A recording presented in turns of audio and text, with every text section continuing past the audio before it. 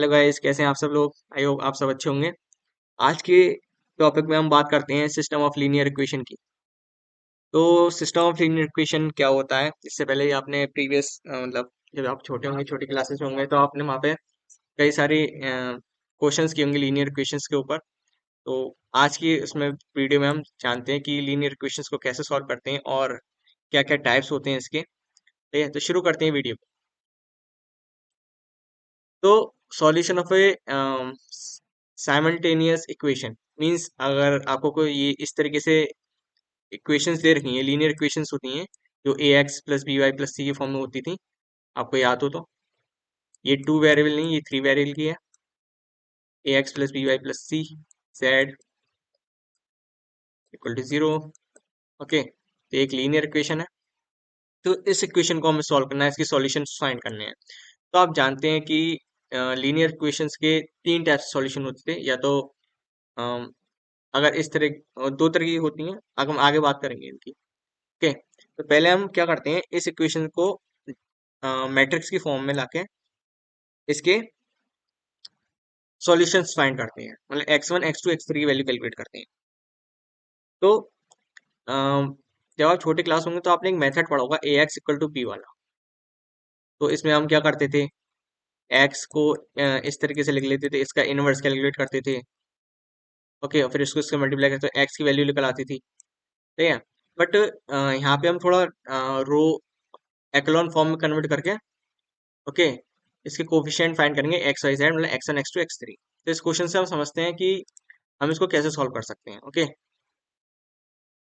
इसको मैं डिलीट कर देता हूँ। ओके, नाउ हमें तीन इक्वेशन दे रखी हैं, x1 plus two x two minus x three equal to one, and 3x1 minus two x two plus two x three equal to two, and 7x1 minus two x two plus three x three equal to five.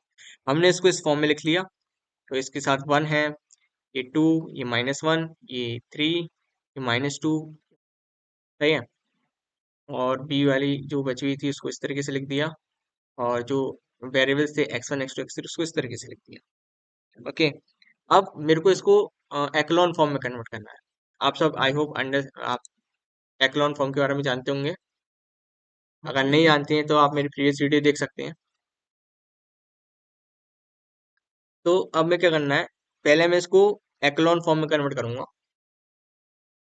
इसके लिए नीचे वाले elements है उसको मैं zero बनाऊंगा।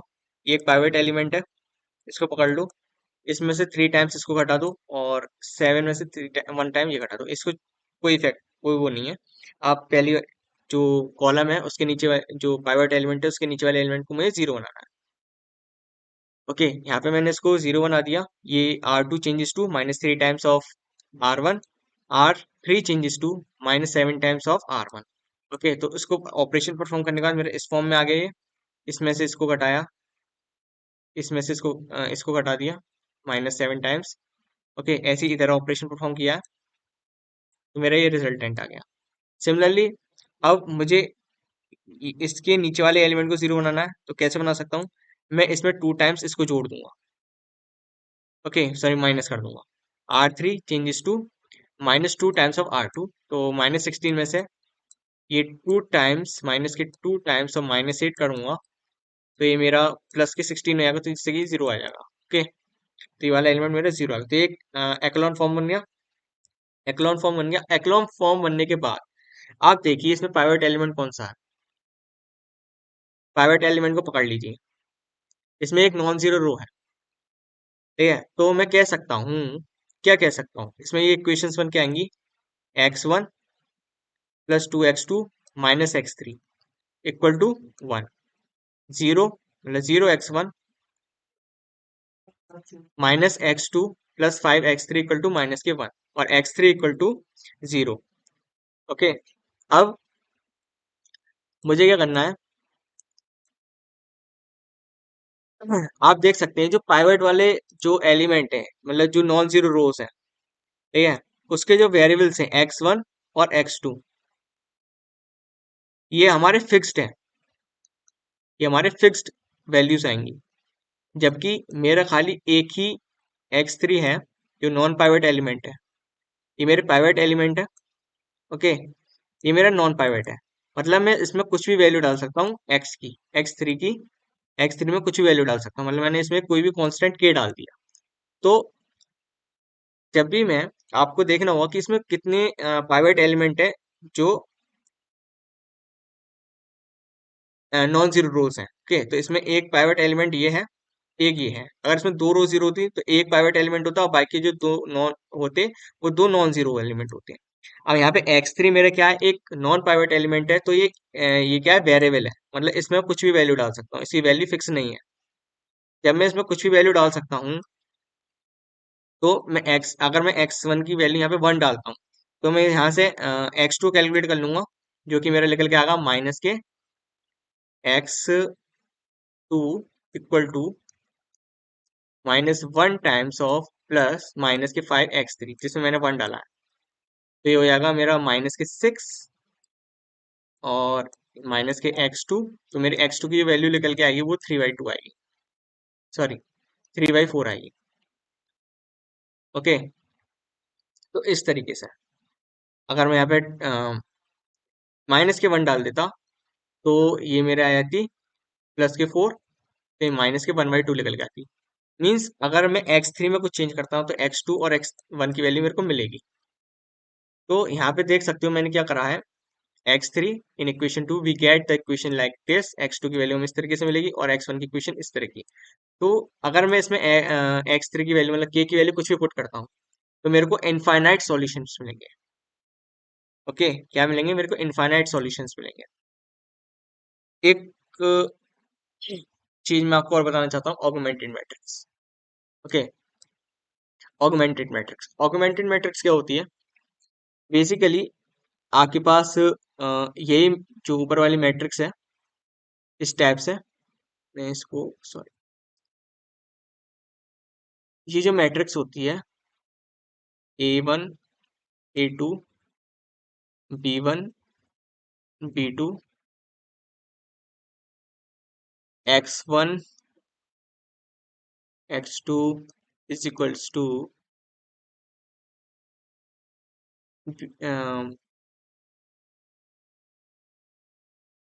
B1 और B2, इस टाइप से। तो मैं एक मैट्रिक्स, ऑगमेंटेड मैट्रिक्स कैसे कह सकता हूँ, ये मेरी ए मैट्रिक्स है मान लेता हूँ और ये मेरी बी मैट्रिक्स मान लेता हूँ। ओके, तो अगर मैं इसको इस फॉर्म में लिख देता हूँ, तो ये मेरी क्या कहलाती है, एक ऑगमेंटेड मैट्रिक्स कहलाती है। दो मैट्रिक्स को मैं जोड़ रहा हूँ तो क्या कह रहा हूँ, ऑगमेंटेड मैट्रिक्स। ठीक है, अब ये मैं क्यों पढ़ा रहा हूँ, इसका इसके बारे में आगे जानते हैं, ये मैंने क्यों किया। सबसे पहले मैं आपको बताना चाहूंगा कि टाइप्स ऑफ लीनियर इक्वेशंस क्या होती है, क्योंकि मैं जानता हूँ किसी लीनियर इक्वेशंस के तीन कंडीशंस होती हैं, या तो उसके यूनिक सॉल्यूशंस होते हैं, मतलब किसी अगर आप लीनियर इक्वेशन को सॉल्व करते हैं, या तो उसका यूनिक सॉल्यूशन निकल के, मतलब एक सॉल्यूशन निकल के आता है, या तो उसके इनफाइनाइट सॉल्यूशन निकल के आते हैं, या फिर उसके कोई भी सॉल्यूशन नहीं निकलता, नो सॉल्यूशन। तो जो मेरी लीनियर इक्वेशन होती है वो टू टाइप्स की होती है, एक होमोजीनियस और एक नॉन होमोजीनियस। अब होमोजीनियस की पहचान क्या है, होमोजीनियस की पहचान ये है कि अगर आप इस तरह की कोई इक्वेशन देखते हैं, ax1 प्लस by1 तो bx2 plus cx3 is equal to 0, तो ये एक मेरी होमोजीनियस इक्वेशन है जिसका सॉल्यूशन हमेशा एग्जिस्ट करता है। मतलब अगर आप इसको कैलकुलेट करते हो, तो इसकी x1 x2 x3 की वैल्यू एग्जिस्ट करती है। ये इसका हमेशा ही कोई ना कोई सॉल्यूशन निकल के आएगा, या तो यूनिक होगा या तो एक या एक से ज्यादा।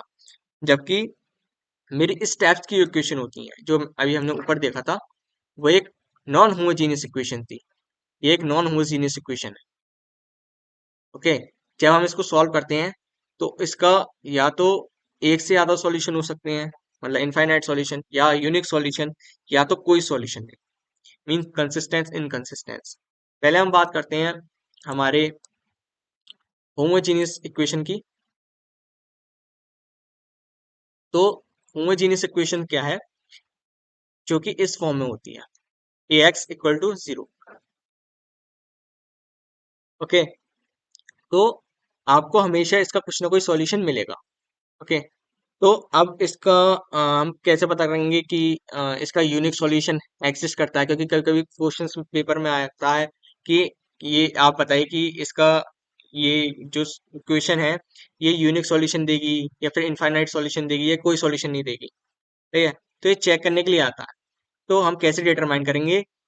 तो उसके लिए आपको रैंक निकालनी पड़ेगी मैट्रिक्स की, और वो एन नंबर ऑफ अननोन्स के इक्वल होनी चाहिए। अननोन्स के क्या? जो वेरिएबल्स होते हैं x1 x2 x3, ये मेरे नंबर ऑफ अननोन्स है। कितने अननोन्स है? m अननोन्स है। ओके, या n अननोन्स है। तो रैंक जो है अगर वो n अननोन्स के इक्वल निकल के आती है तो मेरी यूनिक सॉल्यूशन देगी, मतलब एक सॉल्यूशन देगी। अगर जो मेरी रैंक है वो छोटी आती है अननोन से, याद रखना हमेशा छोटी आएगी या फिर उसके इक्वल आएगी, तो इनफाइनाइट सॉल्यूशन देगी। किसके कंडीशन में? होमोजीनियस की कंडीशन में। अगर मैं बात करूं नॉन होमोजीनियस की, अगर मैं नॉन होमोजीनियस की बात करूं, सॉरी, अगर मैं नॉन होमोजीनियस की बात करूं तो वो A x equal to B की फॉर्म में होता है। और उसका मैं कहूं कि अगर rank of A equal to rank of augmented matrix equal हो जाती हैं, तो मतलब उसका सॉल्यूशन एग्जिस्ट करता है। पहले तो चेक करते हैं कि क्या उसका सॉल्यूशन एग्जिस्ट करता है। अगर करता है तो क्या कंडीशन है? कि रैंक ऑफ ए जो है रैंक ऑफ ऑगमेंटेड मैट्रिक्स के इक्वल होनी चाहिए। ठीक है, और अगर इक्वल नहीं होती है तो उसका सॉल्यूशन एग्जिस्ट नहीं करता। सही, इतनी बात तो आएगी कि एग्जिस्ट करता है मतलब कंसिस्टेंट है या इनकंसिस्टेंट है। बट अगर उसका सॉल्यूशन एग्जिस्ट करता है तो क्या वो यूनिक सॉल्यूशन होगा या इनफाइनाइट सॉल्यूशन होगा? तो उसके लिए हमें रैंक ऑफ ए और रैंक ऑफ ऑगमेंटेड मैट्रिक्स तो हमने निकाल ली होती है।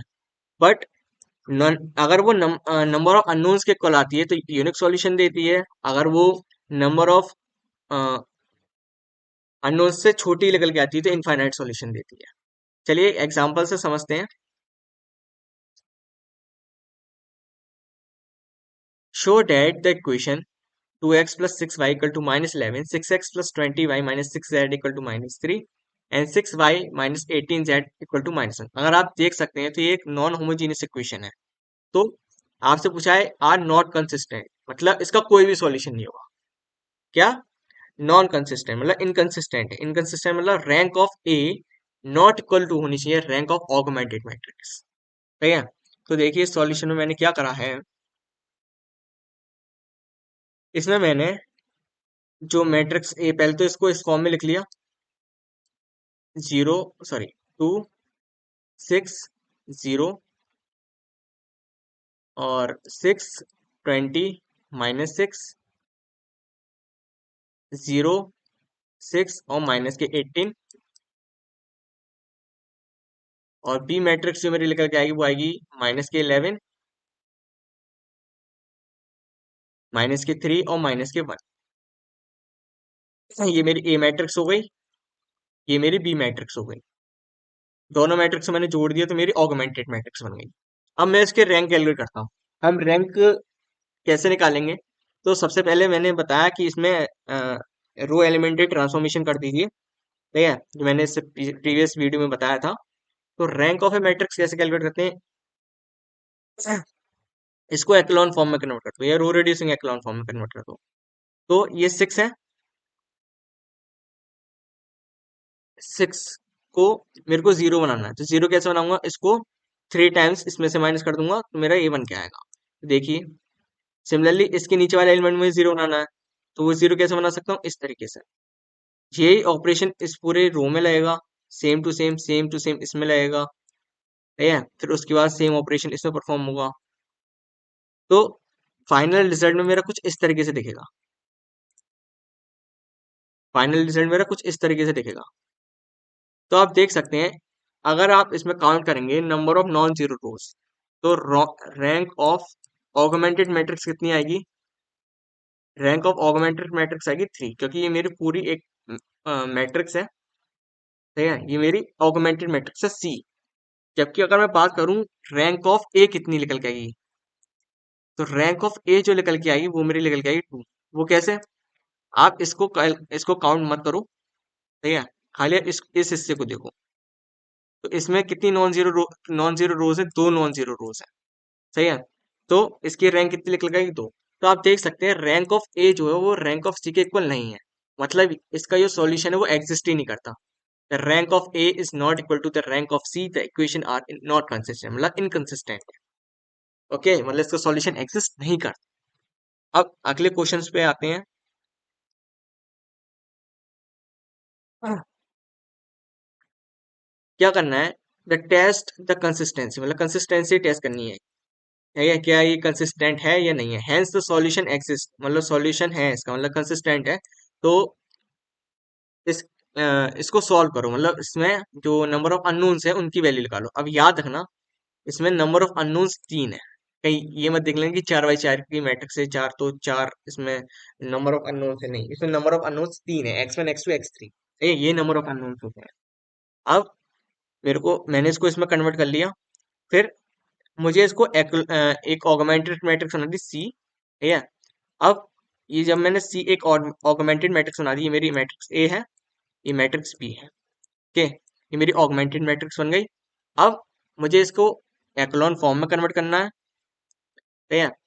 आप इस पाइवट एलिमेंट को वन भी बना सकते हैं, और ये ऑप्शनल है, जो है वो भी रहने दे सकते हैं।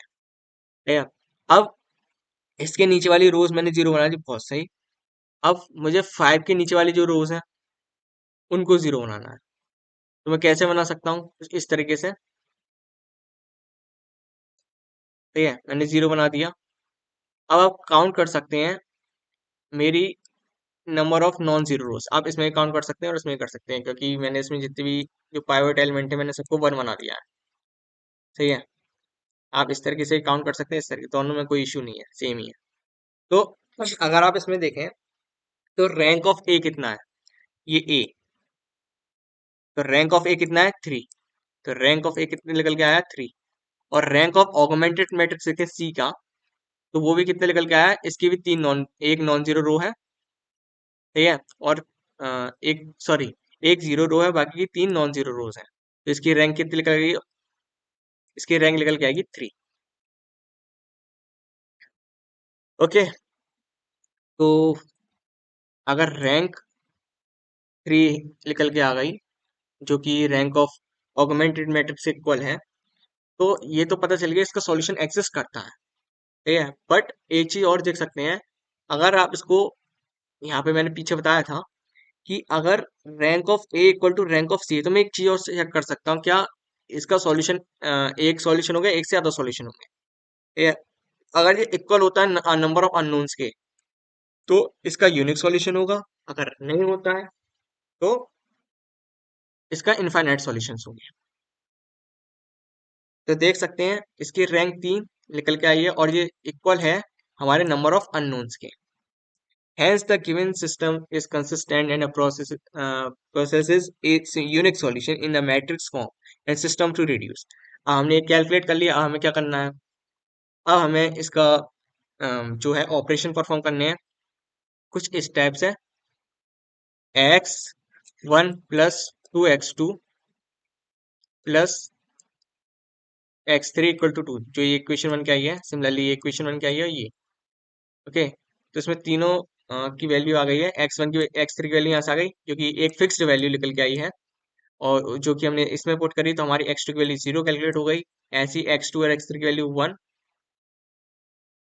Plus zero, sorry, x1 plus zero plus one equal to two. तो x1 की वैल्यू में निकल के आ गई वन। यहाँ से हमने वैल्यूज फाइंड करनी नंबर ऑफ अननोन्स की। तो यहाँ पे हमारा ये टॉपिक खत्म होता है। आई होप आपको ये वीडियो अच्छी लगी होगी, और अगर वीडियो अच्छी लगी हो तो चैनल को सब्सक्राइब कर देना, और कमेंट में जरूर लिखना अगर आपको ये अच्छी लगी हो। बाय। Thank you.